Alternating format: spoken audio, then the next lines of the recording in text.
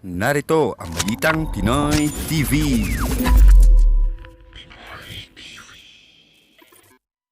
Magandang araw sa atin lahat mga kababayan.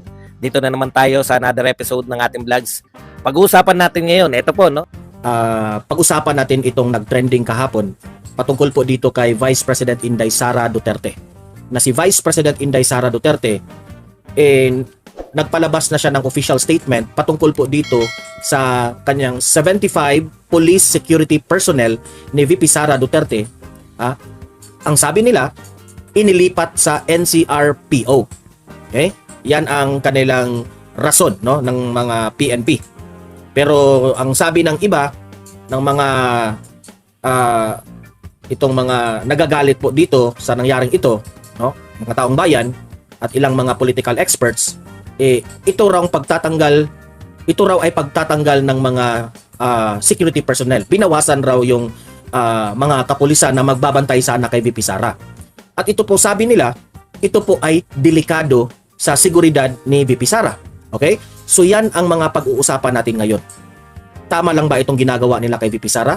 Hindi ba ito delikado para sa kalagayan ni VP Sara? Especially siya ay pumupunta sa mga liblib na lugar. Okay? Yan ang ating pag-uusapan mamaya. Okay? Pangalawa nating pag-uusapan dahil si Sas Rugando Sasot rin, may hinanakit rin patungkol dyan sa video na yan. Okay? Ang sabi ni Sas Rugando, ipapakita ko sa inyo na whether the video is fake or not, the people has the right to know. The people has the right to investigate. The people has the right to speculate. Dapat malaman natin kung ito ay totoo o hindi.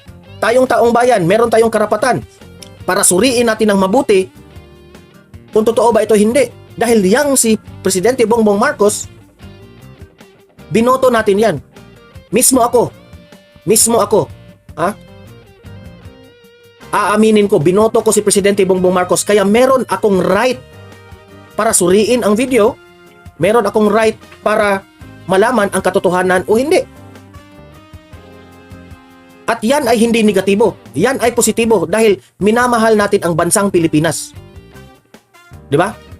Hindi tayo gusto na meron tayong leader na binoto natin, na pinagkakatiwalaan natin, na meron palang masamang ginawa o sa kabilang banda na sinisiraan si PBBM through the video. So, yun ang layunin natin. Bilang isang vlogger, bilang isang mamamayang Pilipino, bilang isang butante na binoto natin si PBBM, meron tayong karapatan na protektahan natin ang presidente sa fake na video na yan. Yun ang una. Pangalawa, meron tayong karapatan malaman kung talagang merong kabalastugang ginawa ang ating presidente. Dalawa lang yun, di ba? So, bakit nyo aatakihin ng mga troll farms nyo ang mga ganitong bagay? Di ba? Pero so much with that, bago natin ito pag-uusapan, help me po na i-like muna at saka i-share itong video natin. So, paki-like muna, paki-share itong video natin para kakalat ito sa taong bayan. Ready? 1, 2, 3, go! Thank you very much. And also guys, paki-subscribe, paki-follow. Isa mga hindi pa naka-follow at subscribe follow-subscribe sa Don Mar TV para lagi kayong updated at ma-notify ang cellphones. Ready? 1, 2, 3, go! Follow-subscribe. Okay, thank you very much. So, ito nga,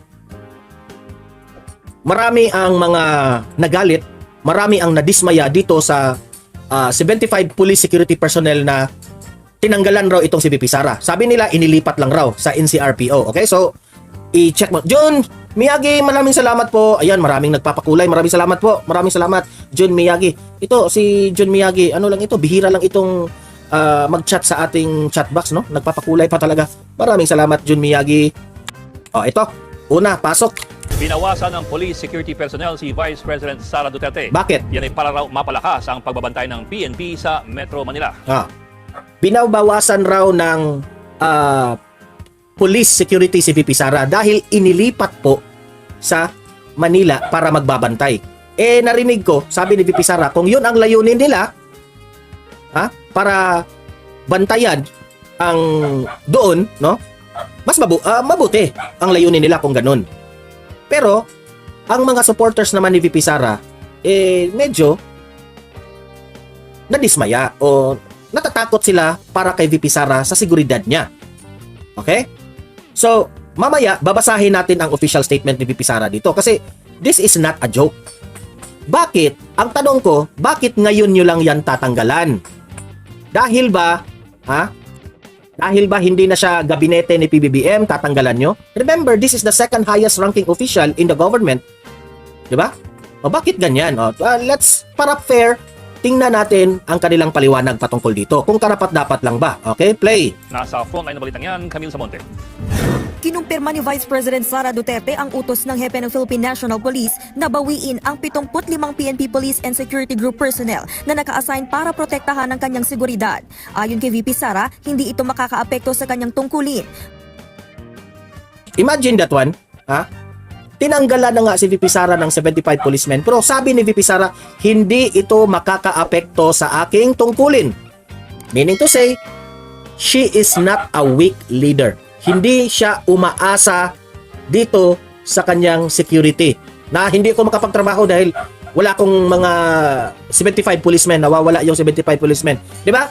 Kung tutuusin pa nga, kung si Leni Robredo pa itong ginanyan, si Leni Robredo nag-iiyak na, tinanggalan tayo ng policemen, natatakot tayo, hindi tayo yung seguridad natin. Nagngangakak na. Pero si VP Sara hindi.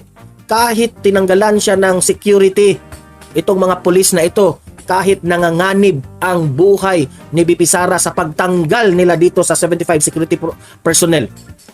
Sabi niya, patuloy ako sa aking tungkulin. Meaning, hindi siya takot. Baka nakakalimutan nyo, itong taong ito, itong babaeng itong si Vice President Inday Sara Duterte, strong person yan. Nanununtok nga yan ng sheriff. Baka gusto nyong suntukin. Nanununtok nga yan ng sheriff. Hindi siya takot. Pero tayong taong bayan na sumuporta kay VP Sara, tayo yung natatakot para sa kanyang security. 75 police security is too many na para tanggalin nila. Itong 75 police security personnel, malaki na itong tulong para sa seguridad ni VP Sara. Especially kung pupunta siya sa mga liblib na lugar. Advance nilang ma-check yung palibot, meron bang mga kahinahinalang mga galawan, di ba? Pero kung babawasan nyo, syempre, mapipiligro. Delikado, konti, di ba? Meron di ko nga maintindihan Kasi, bakit ililipat nyo sa NCR, Bakit nyo ililipat at bakit ngayon nyo lang yan gagawin? Magti 3 years na na manungkulan bilang Vice President si VP Sara. Magti 3 years na. Bakit ngayon lang? Ganyan ba talaga? Nagtatanong ako ganyan ba kayo kagalit? Ganyan ba kayo katakot na siya yung magiging future president? Sa ngayon pa lamang kahit security niya tatanggalan nyo. Ano bang gusto nyo mangyari sa kanya? Are you even thinking sa kanyang buhay? Are you even thinking the security ang kanyang posibleng mangyari sa pang-araw-araw niyang nag-iikot siya sa kung sino niyang... Kasi ito ang sabi ni VP Sara, this will not affect my tungkulin. Meaning, lulusob at lulusob pa rin itong si VP Sara. Kahit delikado yung lugar, lulusob at lulusob ito. Dahil ang iniisip, walang ibang iniisip itong si VP Sara kundi ang taong bayan na matulungan niya. Kahit sabi niya, hindi ito makaka-apekto. Pero paano na yan? Mr. President Bongbong Marcos, di ba? Panindigan mo ang promise nyo during the campaign na kayo po ay tutulungan nyo si VP Sara. Sabi mo, unit team kayo dati, di ba? Kahit sa ganyang bagay na lang, Mr. President. Did you even care, VP Sara? Kaya pala, karapat-dapat lang na magbitiw sa gabinete si VP Sara kasi ganyan pala ang mga ugali ninyo. Masyadong pinipersonal ninyo si VP Sara. Ito opinion ko ito bilang isang mamamayang Pilipino. Sa nakikita namin sa sitwasyon, parang pinipersonal nyo si VP Sara. Dahil ba sa pagbibitiw niya? Kasi meron kayo, you are in power. Kung sinong may dyan, may utos dito, tatanggalan nyo? Kawalang hiya naman dyan? Grabe. Naging professional ba kayo sa ginagawa nyo dito? Buhay ito ng tao. Tinanggalan nyo yan, Nagpapakita kayo na superior kayo. You have the authority, tanggalan nyo yan. Pero, minsan iniisip nyo ba ang kalagayan ng tao? O wala lang kayong pake kung ano ang mangyaring delikado dito sa Vice Presidente. Grabe naman kayo, eh. Magpapatuloy raw ang paghahatid ng OVP ng serbisyo, lalong-lalo na sa mga nasa liblib na lugar. Sa kabila ng pagbabawas ng security kay VP Sara, umaasa raw siyang makakatulong ito para mabawasan ang hinaing ng mga tao. Kaugnay sa anyay, paglaganap ng droga sa bansa. I hope lang. Umaasa po si VP Sara. Okay? I hope lang. We hope na tama si VP Sara. Na itong security police na tinanggal na ito ay makakatulong ito sa NCR sa pagsugpo dito sa bawal na gamot na ito. I hope lang nagagamitin yan dyan. At I hope lang na magagampanan yan ng mabuti ang inyong layunin. Okay? We hope. Yun din ang mga nabibiktima umano ng kriminalidad. Ayon naman kay PNP Chief Romel Marbil, hindi ganun karami ang tinanggal nilang security personnel sa bise. Hindi ganun ka marami? 75? Ang dami niyan. Sinong inuuto ninyo? Ha? Ano akala nyo sa taong bayan? Ang dami niya, no? 75 police security. Pero yun dun sa zona, 2,000. 2,000. Kay BP Sara, 75. Tinanggal, 75. Yung sa zona, 2,000. Security.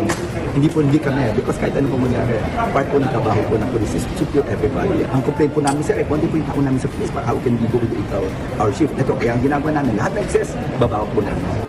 Dagdag pa Ito na nga mga kabalita. Ano na ang masasabi nyo patungkol sa balitang ito? Please comment down below mga kabalita. Pag-usapan natin yan sa comment section. At kung di ka pa nakasubscribe sa ating channel, baka naman